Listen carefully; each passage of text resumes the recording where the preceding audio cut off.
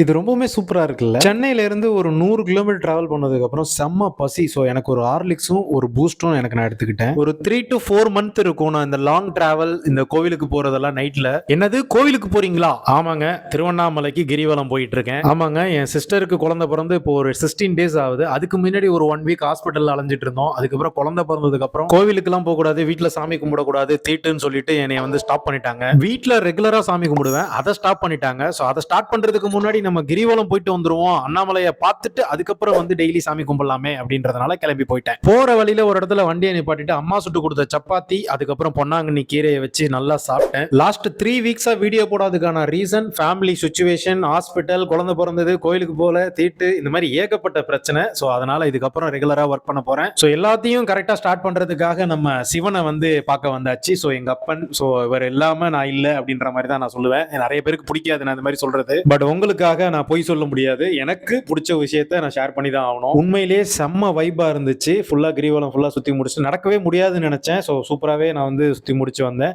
இந்த 7 சக்கரத்தையும் வந்து முதுகுலயே ஒரு டேட்டோவா போட்டிருக்காரு. அடிக்கிற வெயில்ல ரொம்ப இஷ்டப்பட்டு ஓம் நமச்சிவாயான்னு சொல்லி சொல்லி ஒரு 10 மணி 11 மணிக்கெல்லாம் ரீச் ஆயிட்டேன். ஒரு 5-6 கோலி சோடா உள்ள இறங்கியிருக்கும் அடிக்கிற வெயிலுக்கு. காலையில ஒரு 4:30 மணி டு 5 மணிக்கு நான் ஸ்டார்ட் பண்ணிருப்பேன். ஒரு 10 டு 11 அந்த டைம்ல எல்லாம் முடிச்சிட்டேன். வீட்டுல சாமி படம் இருக்கு, பட் இன்னும் கொஞ்சம் வாங்கணும் அப்படின்றதுனால இந்த கடைக்கு போனேன். என்னோட ராசி தனுசு ராசி, அதனால குபேரர் சிலை வாங்கினேன். சோ உங்களுக்கு தெரியும் நினைக்கிறேன், தனுசு ராசிக்கு வந்து குபேரர் லிங்கம், திருவண்ணாமலையும் அப்படியே அண்ணாமலையார் சாமியும் இருக்கிற மாதிரி ஒரு போட்டோ இருந்துச்சு. சோ ரொம்ப பிடிச்சிருந்துச்சு, அதையும் வாங்கிக்கிட்டேன். அப்புறம் குபேரர் போட்டோ, அதுக்கப்புறம் இன்னும் கொஞ்சம் ஒரு 5 சாமி ஒன்னா இருக்கிற மாதிரி ஒரு போட்டோ, எல்லாத்தையும் வாங்கிட்டு அங்கேயே பேக் பண்ணி எடுத்துட்டு வந்துட்டேன். அம்மா தான் எல்லாத்தையும் அன்பாக்சிங் பண்ணாங்க. சோ நல்லா இருக்குடா, சூப்பரா இருக்கு, கரெக்டா வாங்கிட்டு வந்திருக்க சொன்னபடி அப்படின்னாங்க. அவங்க அப்படிதான் சொல்லுவாங்க, ஆனா அவங்க சொன்னபடிலாம் வாங்கல, எனக்கு பிடிச்ச மாதிரி தான் வாங்கிட்டு வந்தேன். இந்த வீடியோ பார்க்கும்போது அம்மா டென்ஷன் ஆக போறாங்க. எங்க அம்மா இது வரைக்கும் திருவண்ணாமலை எங்க இருக்குன்னே தெரியாது. அம்மா இது வரைக்கும் வந்ததே கிடையாது. சோ அதனால அம்மா கிட்ட அதெல்லாம் காட்டிக்கிட்டு இருந்த டீடைலா. கோவிலுக்கு போயிட்டு வந்த மறுநாள் வெள்ளிக்கிழமை. சோ ஈஸியா இருந்தது சாமி கும்பிடுறதுக்கு. பூஜைக்கு தேவையான எல்லாத்தையும் வாங்கிட்டு வந்து கொடுத்தேன். அதுக்கப்புறம் எல்லாத்தையும் அலங்காரம்லாம் ஜோடிச்சு ஒரு வழியா சிறப்பா பூஜை நடந்து முடிஞ்சது. என் தம்பி முருகனோட போட்டோ தான் இங்க கொஞ்சம் பெருசா வைக்கணும்னு ஆசைப்பட்டேன். அது கிடைக்கல, கூடிய சீக்கிரம் வைப்பேன். வீடியோ பாக்குறவங்களுக்கு ஒரு வழியா ரீசன் புரிஞ்சிருக்கும். ஒரு 3-4 வாரமா வீடியோ போடாததுக்கு எந்த சாமி உங்களுக்கு பிடிக்கும் அப்படின்றத கமெண்ட்ல சொல்லுங்க.